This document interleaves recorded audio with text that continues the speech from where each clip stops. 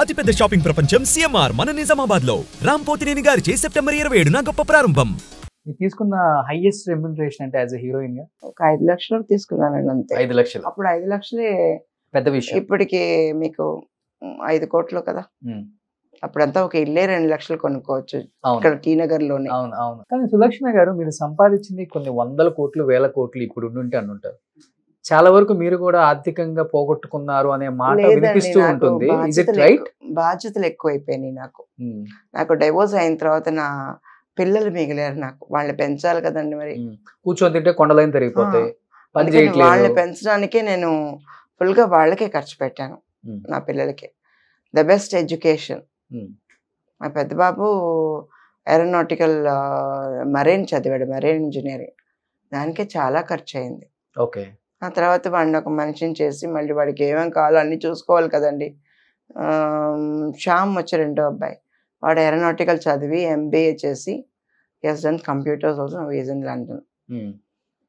వీళ్ళతోనే నా లైఫ్ అనేది చాలా వరకు ఖర్చు వీళ్ళకే అయ్యింది. ఓకే. నాకని నేను ఎప్పుడు ఖర్చు పెట్టుకోలేదు ఏమి. ఓకే. సో సులక్షణ గారు, మీరు ఇండస్ట్రీలో చిన్నప్పటి నుంచి ఉన్నారు, చాలా మంది జీవితాలు చూశారు. మీరే అన్నారు ఫస్ట్ లో ఎలా ఉండాలో ఎలా ఉండకూడదు ఆ రెండు నేర్చుకున్నాను అందరి దగ్గర నుంచి. మగోడికి అట్రాక్ట్ అవ్వకూడదు అనేది మీ లైఫ్ లో ఒక మంచి సిద్ధాంతం. ఇంకొకటి ఏంటంటే తొందరపడి పెళ్లి చేసుకొని నూతిలో పడకూడదు, మర్యాద పోగొట్టుకోకూడదు అనేది మీ ఫిలాసఫీ. అన్ని చూసిన తర్వాత మీరు లైఫ్ లో చేసిన మంచి ఏంటి అంటే, మీకు మీరు చేసుకున్న మంచి ఏంటి? 18 సంవత్సరాలకే పెళ్లి కావటం, 23 సంవత్సరాలకే విడాకులు తీసుకోవటం, భర్త నుంచి దూరంగా వచ్చేయటం. ఎందుకు జరిగింది మీ లైఫ్ లో ఈ తప్పిదం అంటే ఏమని చెప్తారు? ఇప్పుడు ఇద్దరు పెళ్లి చేసుకున్నారు అనుకోండి, ఒకళ్ళు సిన్సియర్ గా ఉండాలి. I must be sincere to you, you must be sincere to me. Love మ్యారేజే కదా. లవ్ మ్యారేజే. లవ్ అప్పుడు అన్ని చెప్తారు కదండి, అన్ని మంచి మాటలు చెప్తారు. కానీ వాళ్ళు అలా ఉండరు. పెళ్ళైన తర్వాత వాళ్ళు అలాగే నెగిటివ్ గా మారిపోతారు. ఇంకప్పుడు మనకి గతి లేక సర్దుకుపోతాం అంతే. దానికి ఒక హద్దు ఉంది కదా. అది దాటినప్పుడు ఒకటి అక్కడుండి మనం కష్టాలు పడి సూసైడ్ చేసుకోకుండా బయటకు వచ్చి ధైర్యంగా బతకొచ్చు కదా. అంటే ఎలాంటి తప్పిదం జరిగింది? మీ సైడ్ తప్ప, ఆయన సైడ్ తప్ప? నేను చెప్పకూడదండి అది. నేను ఆయన గురించి, ఆయన ఇంకా ఉన్నారు, ఆయన గురించి నేను చెప్పను, ఏమి చెడు చెప్పను. నా ఫేట్ బాలేదు, అలా జరిగింది. నేను ఆయన గురించి ఏం మాట తప్పుగా చెప్పను. I still love him. పెళ్లి చేసుకున్నారా? చేసుకుంటారు. మీరు చేసుకున్నారా మళ్ళీ? లేదు, వద్దండి. ఎందుకు అనిపించింది అట్లా?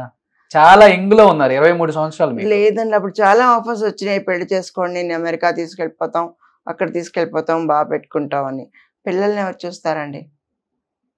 పిల్లల్ని చూసుకోవాలి కదా. ఒకవేళ వాళ్ళు రేపు నా పిల్లల్ని చూసుకోకుండా వదిలేస్తారంటే కష్టమైపోతుంది. చంటి పిల్లల? చిన్న పిల్లలే కదా.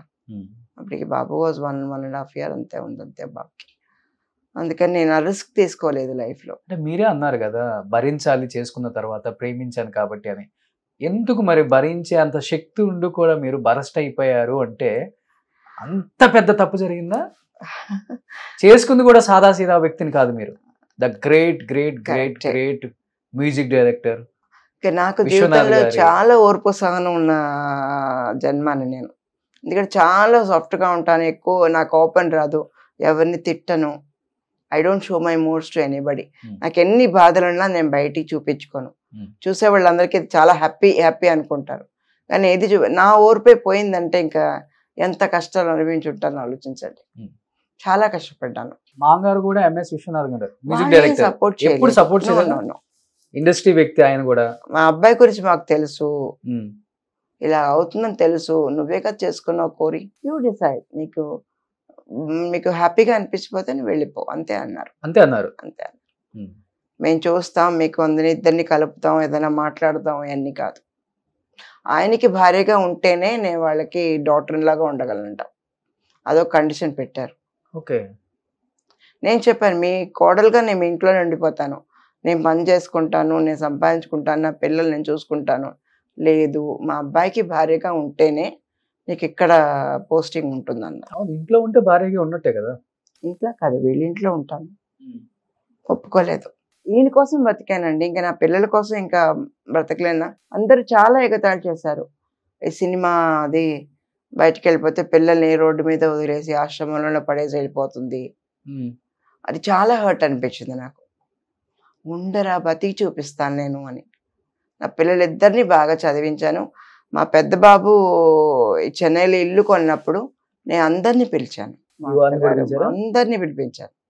పిలిపించి అందరికీ బట్టలు పెట్టించి, ఇది నా కొడుకు సంపాదించి సొంత డబ్బులతో ఇల్లు కొనుక్కున్నాడు, ప్రయోజకుడు అయ్యాడు, ఇంకా దీనికంటే నాకేం గెలుపుందండి లైఫ్లో. మీ మామగారిని కూడా పిలిచారా? ఎంఎస్ విశ్వనాథ్ గారిని. మీ వారిని వచ్చారు, మా వారు మా వారి భార్య అందరూ వచ్చారు. కానీ మీరు అన్నారు ఆయన షేడ్ పెళ్లి చేసుకున్న తర్వాతే కదా తెలిసింది అన్నారు కదా. అవునండి. మరి ఇప్పుడు చేసుకుందాం జీవితాంతం కలిసి ఉంటుంది కదా, మరి ఎలా కుదిరింది అంటారు? మీది లవ్ మ్యారేజ్, వాళ్ళది అరేంజ్డ్ మ్యారేజ్ అయినా వాళ్ళకి ఆమెకి ఫ్యామిలీ బ్యాక్గ్రౌండ్ ఉంది.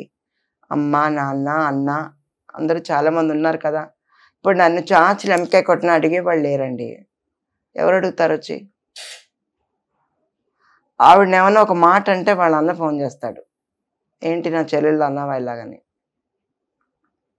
ఫ్యామిలీ సపోర్ట్తో నేను చేసుకుని ఉంటే నాకు ఉండేవారేమో మనుషులు.